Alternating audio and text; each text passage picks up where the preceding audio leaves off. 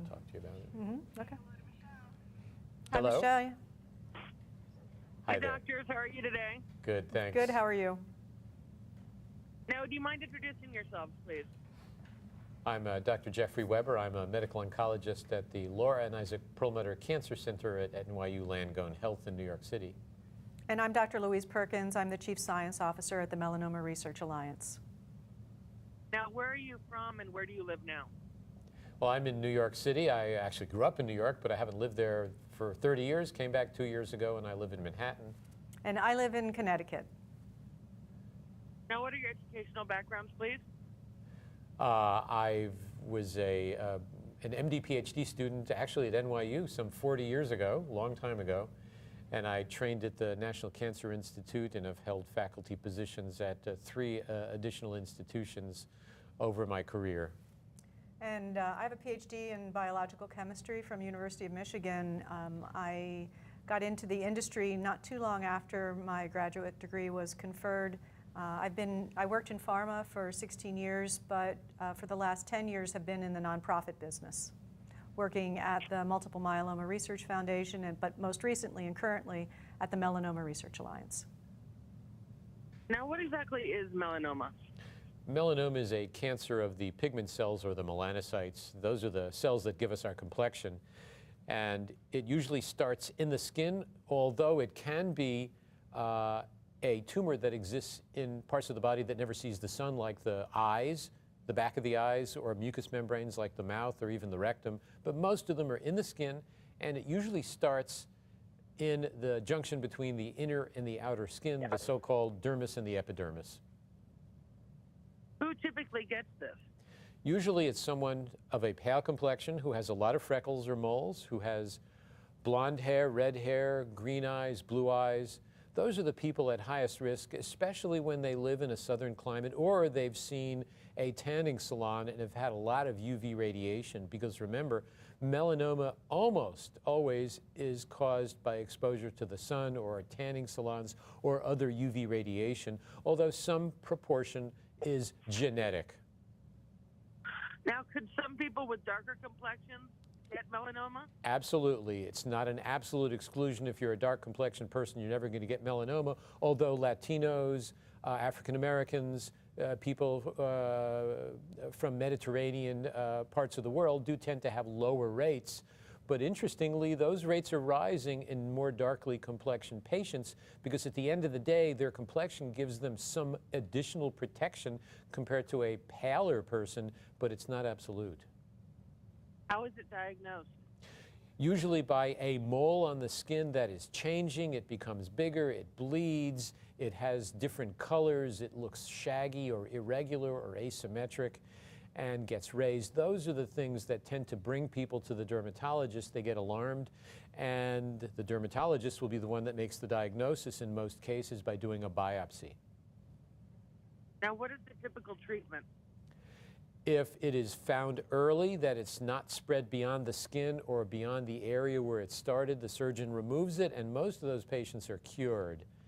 However, if it has spread deeply into the skin toward the blood vessels, it may spread through the blood vessels, and that could spread distantly. And those are the patients who, even though they get surgery, are the ones at highest risk for relapse, and those are the ones that we most recently have worked with and placed on clinical trials. Approximately what percentage of people with melanoma die from it? Well, as you perhaps have heard, there are about 90,000 cases this year and a little over, it's probably about 10,000 deaths altogether this year. It was 9,700 last year. So it's a little more than 10% of the patients will die of their disease. The nice thing is that the incidence, while it goes up, there are more cases over time reflecting probably more sun exposure and other things. But the number of deaths is probably, we hope, plateaued because of the advent of these new drugs that we can talk about in a moment. Now, what is the new therapeutic option? So before we talk about that, just by way of disclosures, I should point out that my institution has accepted monies from Bristol Myers Squibb and other companies to do trials in this area, and I also have accepted monies for consulting in that area from Bristol Myers Squibb and others. But the drugs are called immuno-oncology drugs, and they've only been developed over the last, say, 16 or 17 years, and they are drugs that stimulate the immune system to kill the tumor or eliminate it. And again, they don't directly kill the tumor, they indirectly stimulate the immune system, which then can eliminate or get rid of the tumor. And the first one was approved in 2011. That's a drug called ipilimumab, or Yervoy. And most recently, I've been involved in a trial, the results of which were presented at a big meeting in September, showing that if you had a melanoma in the skin that had spread but could still be surgically removed, that left you at a very high risk of relapse or return of the tumor. We're talking 50% or more risk of return or death. And if you gave this drug nivolumab, which is an immuno-oncology drug, compared to the comparator, the control arm, it clearly reduced the chance it would come back and probably prolongs the survival of the patients. And interestingly, was less toxic. It had fewer side effects. So it was kind of a winner all around. And that drug just got approved in December by the FDA in the US and now can be used by oncologists anywhere in the United States. What is the Melanoma Research Alliance?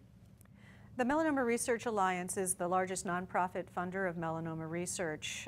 Our organization is dedicated to eliminating melanoma suffering and death. As we work towards our research mission and also educating patients, I want to acknowledge the generous support of Bristol Myers Squibb and others to help us achieve that mission. But the MRA has really been pivotal in catalyzing the pace of research in the area of melanoma over the last decade. What are some questions people should ask their doctors if they have or think they have melanoma? So if you've been given a diagnosis with melanoma, most certainly you're really dealing with an onslaught of information. You should ask your doctor, first of all, what treatment options are available to you, what's the latest in therapy, what are the potential side effects. I think you should also consider asking for a second opinion, because a diagnosis with melanoma is a relatively uncommon diagnosis, and there are experts around the country who have much more experience with melanoma than your typical oncology person. What can family and friends do to help someone who has a diagnosis of melanoma? The support system for patients diagnosed with melanoma is incredibly important, and those folks can participate in visits to the doctor, take notes. They may want to even record the conversation. They can also be part of the support system to help a person learn more about the disease, find out more about the treatment options, find resources that are available like the Melanoma Exchange, where they can interact with other patients. The patient caregiver is really central in helping someone through this journey. Now, where can we get more information? I would direct you to our website, which is curemelanoma.org, for information, educational and otherwise, and also to OPDIVO.com for more information about this new treatment option for melanoma patients. Is there anything you'd like to add? Nothing from me. Jeff? I think I would like to add that this is only the beginning. I think in the next 5 years you're going to see a lot more of these new drugs approved, and things are only going to get better for melanoma patients and for cancer patients in general. That sounds good. Well, thank you guys for your hard work. Thank you. Thank you.